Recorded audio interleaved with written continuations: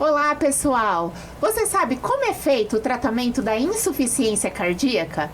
Estamos hoje aqui no mais um episódio do nosso Cast Card com a presença ilustre do meu querido amigo, Dr. José Rogério. Sou Joe. E hoje um convidado mais que especial, Dr. Rui Pierre, né? Um colega nosso, cardiologista. Chique, também. Né, gente? Pierre. É, elegante, né? Tá vendo? Deve ser francês. É, Pierre. colega nosso formado em cardiologia pelo Dante Pazanese, especialista em insuficiência cardíaca, né, e transplante pelo Instituto do Coração e assistente do programa de transplante cardíaco da Unesp. Olha, gente, que importante. Hoje teremos a oportunidade de ouvir um super especialista em insuficiência cardíaca, né? Rui, obrigada, viu, pela sua presença. Obrigado pelo convite, Rafaela, José Rogério. Vai ser muito bom falar com vocês hoje. Rui, todo mundo quer saber. E agora? Tô com insuficiência cardíaca. Como eu vou fazer? Não, você não tá não, mulher. Deus me livre, hein? Deus me livre, você não sobrevive sem mim, né? E aí, quando o paciente tem insuficiência cardíaca, como que a gente trata esse paciente?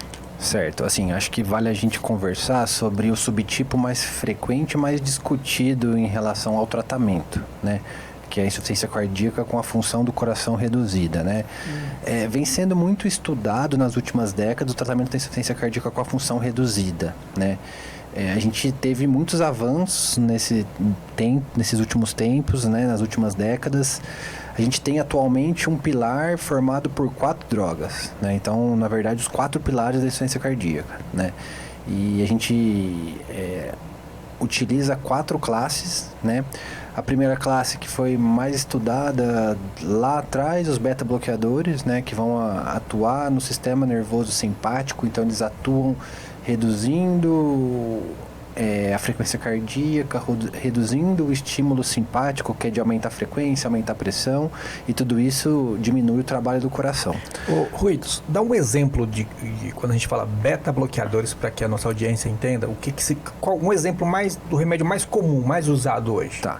Bom, o mais comum, né, seria o Carvedilol, né? Seria uma das medicações... É distribuído nos serviços públicos, né? Encontrado no SUS, nos postos de saúde. Então, o Carvedilol seria uma das medicações dos beta-bloqueadores mais utilizados. Perfeito. Lembrar do succinato de metoprolol e do bisoprolol também, né? Essas 3 classes aí bem estabelecidas. Não, perfeito. Ótimo. Quando a gente vai para as classes adicionais, né, a gente tem os inibidores do sistema renina-angiotensina, né? Nesse grupo, entre os inibidores da enzima conversora de angiotensina, né? Classicamente o enalapril, captopril, que são as substâncias aí distribuídas no SUS também. Que apesar de muito antigo, é uma droga muito, muito eficiente no tratamento da insuficiência cardíaca, né? Perfeito. Hoje nós temos opções melhores no mercado, mas os IECAs aí, o captopril e o enalapril, continuam sendo um pilar importante, né, Rui? Exato. Em associação, né, a gente tem assim, para os pacientes que são intolerantes ao uso do IECA, do enalapril, do captopril, a gente tem os bloqueadores do receptor do angiotensinogênio, né, os BRAS, né, losartana, candesartana, valsartana, né, seria outra classe, né, mas com menos evidência. A gente usa realmente em quem tem intolerância aos IECAs, que o principal sintoma aí é medicação tosse. de segunda linha. Perfeito, de segunda linha, né. Entrando nesse pilar, entra ainda uma medicação mais recente, ali de 2016, 2014... o sacubitril valsartana, que é uma associação de valsartana, que é um BRA, junto com o sacubitril, né, que é um inibidor da degradação da neprilisina, né? É o famoso Entresto. Exatamente. A gente não tem conflito de interesse com nenhum laboratório, mas vamos falar, é o Entresto, Exato, né? Entresto. Então, caro. Mas uma medicação... Mas o SUS está dando agora, né? Sim, a gente tem critérios específicos, como fração de ejeção menor que 35, classe funcional pelo menos 2 em uso de ECA, permanecendo sintomático, com peptídeos natriuréticos elevados. Então, já que a gente falou de Entresto, todo mundo tem insuficiência cardíaca com fração de ejeção reduzida com esses parâmetros menor que 35, deveria estar usando o Entresto? Essa é uma pergunta muito complexa e difícil, né? O estudo que a gente tem embasando o uso do Entresto, ele foi realizado nesse contexto de pacientes que já tinham um cansaço aos esforços, que a gente tem uma classificação de gravidade de sintomas e de atividade física, que é a NIRA, né? Eles eram NIRA 2, né?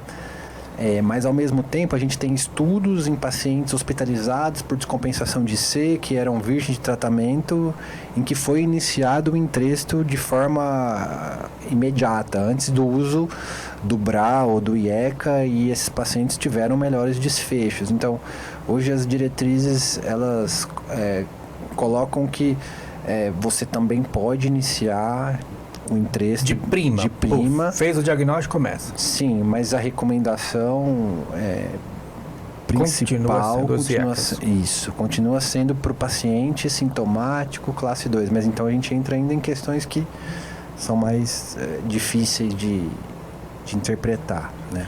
Mas a Rafaela tá quietinha. Fala aí, Rafaela. Hoje eu tô aqui, ó, prestando atenção, aprendendo com o Dr. Rui. Eu também vou ficar quietinho, aprendendo aqui um pouquinho de ciência cardíaca. Não, mas eu acho que essa questão do sacubitril/valsartana, realmente a gente vê que alguns pacientes que, de repente, a gente já tentou otimizar, né, com os IECAs, e aí não tiveram uma resposta tão efetiva, e a gente faz a substituição, né, usando os critérios, a gente vê bons resultados realmente, né? Então, assim, não, eu acho que não é uma coisa a se pensar para começar todo mundo de imediato, porque os IECAs, eles são drogas excelentes e a gente já viu ótimos resultados com ele, mas é uma opção excelente para alguns pacientes selecionados. Aí você falou que são basicamente 4 pilares, né? E nós falamos aí dos beta-bloqueadores, falamos dos IECAs e tem mais 2 medicações aí, mais 2 pilares importantes aí no tratamento medicamentoso, né? Exato, né? O terceiro pilar, os antagonistas mineralocorticoides, né? Que atuam na aldosterona, né, no tubo do coletor. Lá no rim. Lá no rim, exato. As principais, né, drogas... Mas peraí, o que o rim tem a ver com o coração? Tudo. É? Lógico. Certeza? É que assim, o coração é a nossa bomba propulsora, né, no nosso corpo. Mas ele falou que vai usar um remédio que vai atuar lá no tubo coletor, lá no rim, lá embaixo, o coração aqui em cima. O que tem a ver uma coisa com a outra? Porque os bloqueadores dos mineralocorticoides, eles vão bloquear, né, a aldosterona, e aí são substâncias que vão atuar fazendo remodelamento cardíaco. E o que é remodelamento cardíaco? Remodelamento cardíaco é quando o coração ele volta a se reestruturar, digamos assim. Né? Porque a insuficiência cardíaca, todos os fatores que levam à insuficiência cardíaca, a princípio eles vão fazer o quê? Primeiro a gente vai ter o espessamento ali do músculo do coração e no segundo momento ele vai começar a dilatar e ficar grande e perder a força. Então a gente consegue remodelar, ou seja, a gente consegue ir aos poucos recuperando a estrutura cardíaca e fazendo... Remodelar seria voltar o coração meio que voltando ao normal? Meio que voltando ao normal. Remodelamento reverso que a gente Exatamente. fala, né? Então, esse é um papel importante dessa terceira medicação, dessa terceira droga. Exatamente. Tá, vocês entenderam porque, né? Um remédio que age lá no túbulo contorcido distal? No ducto coletor. O ducto coletor do rim influencia diretamente no coração. Por isso que o coração é o centro da vida. E o quarto? Qual seria o quarto? Bom, o quarto pilar é uma medicação, né, mais recente, que vem sendo amplamente estudada em ensaios clínicos, em trials, né, que são os inibidores do cotransportador sódio-glicose, né, tipo 2, então e SGLT2, né, que foram medicações inicialmente desenvolvidas para diabetes, né, mas ao longo dos anos, dos estudos... Você vê, né? Interessante. Os caras criam um remédio para diabetes e agora a gente está usando versões cardíacas. Nos estudos iniciais, né, para o diabetes, a gente sempre avalia desfechos cardiovasculares, né? E desde o início, mostrando que, além de seguros, eles tinham um impacto cardiovascular, né? E estudos posteriores foram realizados, estudando pacientes com insuficiência cardíaca, direcionado para o tratamento da insuficiência cardíaca, mostrando menor mortalidade, menores desfechos compostos, menos hospitalização. Então, é uma medicação que hoje ela é para insuficiência cardíaca, com função reduzida e preservada também, né? Que legal, né? Ou seja, uma medicação que hoje você usa para tratar diabetes, tipo 2, né? Você usa, aí agora a gente está usando para tratar insuficiência cardíaca, tanto com fração de ejeção preservada, que é um tipo de insuficiência cardíaca onde o coração ele Você faz o ecocardiograma, a função do coração está normal, só que o coração ele perde a capacidade ali de elástica, vamos dizer assim, né? De bater com uma performance mais perfeita. Ele bate mais rígido, ele fica com um coração mais duro. E a outra insuficiência cardíaca é a fração de ejeção reduzida, onde a gente vê lá a fração de ejeção do coração reduzida. A quantidade de sangue ejetado ela é menor. Ou seja, essa medicação serve para as duas. Para as duas. Ela teve benefício em até fração de injeção de 60%. Então, ela é uma medicação que ela tem benefício independente da fração de injeção. E emagrece também? Não, eu acho que uma coisa que é importante ressaltar é que pode usar em pacientes que não têm diabetes, né? Porque tem muitos questionamentos no consultório. Mas, doutor, a senhora está me dando remédio para diabetes, sendo que eu não tenho diabetes? E o povo não faz hipoglicemia? A glicemia no baixo, o açúcar no baixo? Assim, foram muito estudados, né, nesses estudos, tanto para diabetes quanto para insuficiência cardíaca, eles não têm tantos efeitos colaterais, né? O que a gente vê principalmente seriam as infecções geniturinárias, até infecções fúngicas, né? E além disso, pode ter uma maior predileção à hipovolemia, mas assim, os outros riscos os outros efeitos colaterais são menores, né? Então, assim, eu não me preocuparia tanto com esses efeitos adicionais. E dá no SUS também, né, Rui? Então, um outro ponto, né? Hoje em dia a gente tem só a dapaglifosina, né? Que é um dos medicamentos, né? Dos SGLT2, e que é só fornecido para quem tem mais de 65 anos, com diabetes e com doença cardiovascular estabelecida. Então, ainda não está disponível para todos os pacientes com insuficiência cardíaca com a função reduzida. Né? E além do remédio, Rafa, a gente falou aqui de 4 pilares importantes, né? Vamos só relembrar para que a nossa audiência entenda. Os beta-bloqueadores, que nós demos o exemplo principal do Carvedilol. Certo. Os IECAs, né? Que são o enalapril, o ramipril. Os BRAS, aí que entra ali o Entresto e suas associações.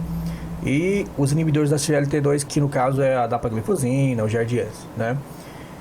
E é só o remédio que trata a insuficiência cardíaca, Rafa? Ou agora eu vou perguntar para a Rafa, porque ela é também cardiologista. E ela é muito boa. Se vocês quiserem constar, é só entrar no Instagram dela. Ela é muito boa mesmo, eu recomendo. Mas para insuficiência cardíaca vocês podem consultar o Rui, tá? Mas, Rafa, é só o remédio que trata a insuficiência cardíaca? Não, o tratamento é multifatorial, né? A gente precisa de uma série de coisas que envolvem. Então, assim, a medicação é fundamental, mas a mudança do estilo de vida também. Então, assim, controlar a pressão, controlar a glicemia, controlar colesterol e tratar as doenças de base, porque isso vai ajudar muito. Então, se você tem uma doença coronariana, tratar o problema ali, ou com stent ou com cirurgia. Se você tem uma doença infecciosa, tratar a infecção. E assim, a gente tem outras maneiras também. Por exemplo, disfunções valvares. A gente tem alguns dispositivos que dá para tratar as doenças valvares, ou até mesmo cirúrgica, que a gente às vezes consegue recuperar um pouco essa força do coração que o coração perdeu, né? E aí, assim, a gente também tem outras maneiras, como por exemplo, hoje tem uma coisa muito legal que é a reabilitação cardiopulmonar, né? O paciente ele consegue fazer ali uma atividade física, um exercício físico monitorizado, né, com pessoas capacitadas para isso. Claro que assim, hoje a gente sabe que ainda não é uma coisa muito acessível, porque a maioria dos convênios ainda não aceita. A realidade é de poucos serviços, né? Mas é uma possibilidade de tratamento. Então, Rafa, a gente pode dizer, Rafa e Rui, que o tratamento da insuficiência cardíaca, ele envolve também o tratamento da etiologia, do que levou a pessoa a desenvolver a insuficiência cardíaca. Sim. Esse seria o tratamento correto, ou seja, sempre procurar a causa do problema, porque senão você vai estar tratando a insuficiência cardíaca do paciente, ele pode não recuperar, pode não melhorar, porque a causa não foi resolvida o problema. Com certeza, acho que é isso. E eu quero fazer uma pergunta para vocês dois. É possível evitar a insuficiência cardíaca? Por exemplo, nós temos um caso bastante emblemático, que foi o caso do Faustão. É possível evitar a insuficiência cardíaca, por exemplo, se a pessoa tem um fator de risco lá, que nós citamos, por exemplo, já teve um infarto. Existe alguma forma dele cuidar disso para não chegar na fase que o transplante ele é, vamos dizer, o último estágio, né? Como a gente consegue fazer isso aí? Eu penso que vai muito com o que a Rafaela falou, né? A gente precisa atuar em prevenção, né? Independente da idade do paciente, independente de outras questões, a gente precisa atuar na prevenção de fatores de risco cardiovasculares. Ou seja, né? A prevenção continua sendo o melhor remédio. Isso, os fatores de risco modificáveis, né? Então, evitar tabagismo, evitar etilismo, bons hábitos, atividade física, bom controle metabólico, bom controle pressórico, sono adequado. Então, tudo isso é muito importante como prevenção, né? Quando a insuficiência cardíaca ela já está instalada, já muda o contexto, né? Então, acho que realmente a prevenção é uma das principais questões aí, né? E aí, assim, aproveitando o que eu até comentei sobre a reabilitação, eu queria que o Rui falasse um pouquinho mais, porque, assim, eu tenho alguns pacientes que eu já encaminhei para reabilitação que realmente, assim, tiveram uma evolução excelente, paciente que saiu de 20% para 60% da força do coração. O que você pode falar um pouquinho mais para a gente sobre a reabilitação, Rui? As recomendações atuais, né, é que a reabilitação cardiopulmonar, ela é indicada, a reabilitação cardíaca, né, sendo uma forma mais leiga, né, ela está indicada para todos os pacientes com insuficiência cardíaca. O único paciente que a gente não indica é o paciente que está em classe funcional 4, né? Lembrando que a reabilitação, ela melhora sintomas, melhora a intolerância ao exercício, melhora a capacidade ao exercício.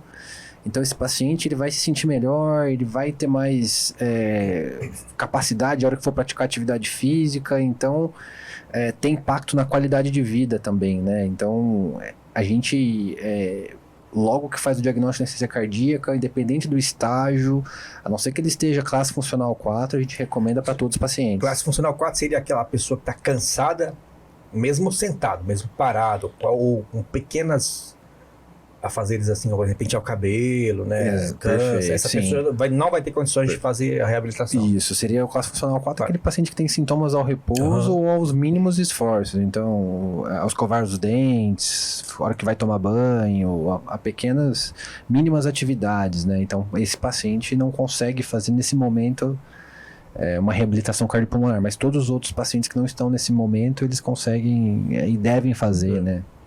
Não, bacana. Rafa, você poderia fazer aí um encerramento pra gente, fazendo um resumo do bloco completo? Não, claro. O que é o tratamento de insuficiência cardíaca, como é feito? Acho que é, sim, importante. Então, resumindo, então a gente tem que, primeiro, né, a gente tem que descobrir a etiologia da insuficiência cardíaca pra gente tentar tratar, né, atuar ali na causa do problema. Outra coisa que é importante é a prevenção, né? Como diria nossas vozes, né? Prevenir é melhor do que remediar. Então, assim, sempre pensar nos fatores de risco. Então, assim, controlar a pressão, controlar o diabetes, como o Rui já enfatizou, cessar tabagismo, fazer atividade física. Isso tudo condiciona o coração. Mas eu não fumo, eu uso vapor. Dá na mesma. A gente volta lá em alguns episódios anteriores do cast que a gente comenta sobre isso, né? E aí, tô com insuficiência cardíaca, e agora? Os 4 pilares: a medicação, tratar a causa de base, reabilitação cardíaca e controle regular com o cardiologista. Não pode, tô tomando medicação e sumir. Entendeu? Porque a gente precisa fazer ajustes. Lembrando que, assim, a gente sempre começa com doses pequenas de medicação e a gente vai reajustando as doses para chegar numa dose máxima que o paciente vai tolerar, para a gente deixar o nosso tratamento o melhor possível, tá? Então, assim, se tiver sintomas de cansaço e a perna tá inchando, não tá conseguindo fazer as coisas habituais, procure o cardiologista para a gente tentar identificar o quanto antes e tratar o quanto antes, né, os sintomas e as causas da insuficiência cardíaca. E uma coisa bacana que o Rui trouxe é o fato que você pode oferecer um tratamento de primeira linha hoje, totalmente de graça para um paciente, né? Sim. Acho que isso tem que ficar bem claro, né? Que você pode ter o melhor tratamento disponível no mundo todo, de graça hoje, né? Ou com um investimento de pouquíssimos recursos. Então, não tem desculpa para não tratar adequadamente o paciente, né, Rui? Sim, lembrar que a insuficiência cardíaca avançada, ela já ela tem mortalidade e um prognóstico que se assemelha às doenças oncológicas, né? Então, pra gente ver o tamanho Do impacto, Do né? problema, né? Exato, exatamente. Mas é isso, gente. Nós encerramos aqui mais um bloco. Espero que vocês tenham gostado. Não esquece, então, de curtir, de compartilhar esse vídeo para que mais pessoas tenham acesso a esse conhecimento. Eu sempre falo que o conhecimento liberta, né? Eu acho que a gente conhecer, a gente aprender. E eu sempre falo também que o conhecimento é a ferramenta que jamais alguém poderá tirar de você. Então, parabéns por você estar nos assistindo. Que Deus abençoe todos vocês e até o próximo bloco.